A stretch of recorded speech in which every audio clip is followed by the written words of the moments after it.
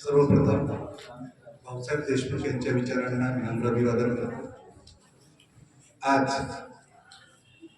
ज्यांचा सन्मान करण्यासाठी सर्व भारतभर विज्ञान दिन साजरा केला जातो, असे थोर शास्त्रज्ञ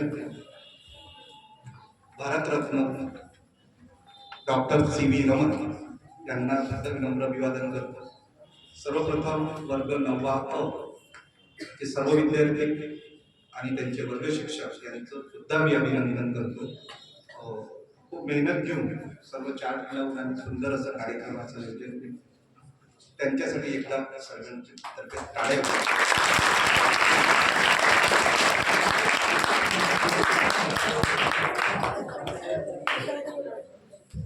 मलमल धोए शरीर को, धोए न मन का मैल.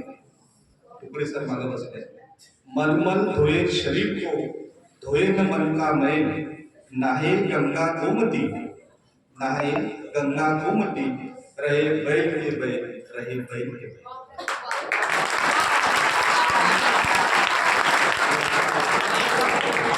अर्थही सांगितल्यानंतर जमत नाही. खूप आपण चांगलं आपलं शरीर साफ करतो, पण मनाचा जे काही क्लेश आहे तो काही आपण साफ करत नाही. म्हणजे आपल्याला कसं राहायचं हे समजत नाही. फक्त गंगा गोमतीमध्ये आपण आंघोळ केलं म्हणजे पवित्र झालो असं नाही. मनाचं शुद्धीकरण होणं अत्यंत महत्वाचं आहे आणि मनाचं शुद्धीकरण विवेकवाद चांगल्या दृष्टीने होऊ शकते असं विज्ञानाने सिद्ध केलेलं आहे. कोणतीही गोष्ट घडत असेल तर त्यामागे कार्यकारण भाव असतो असं विज्ञानाने सांगितलेलं आहे. एक मुद्दा सांगतो, जास्त वेळ घेणार नाही. दुसरी गोष्ट, 28 फेब्रुवारी 1928 ला सर्वात पहिले डॉक्टर सी.व्ही. रमन यांनी मॉलिक्यूल मधून किंवा लाईटचा इफेक्ट कसा होतो, त्यांचा आज जन्मदिवस नाही. त्यांचा जन्मदिवस मला वाटते 7 नोव्हेंबर. त्यांचा जन्म 1888 मधला आहे. करेक्ट आहे तुम्ही सांगितले.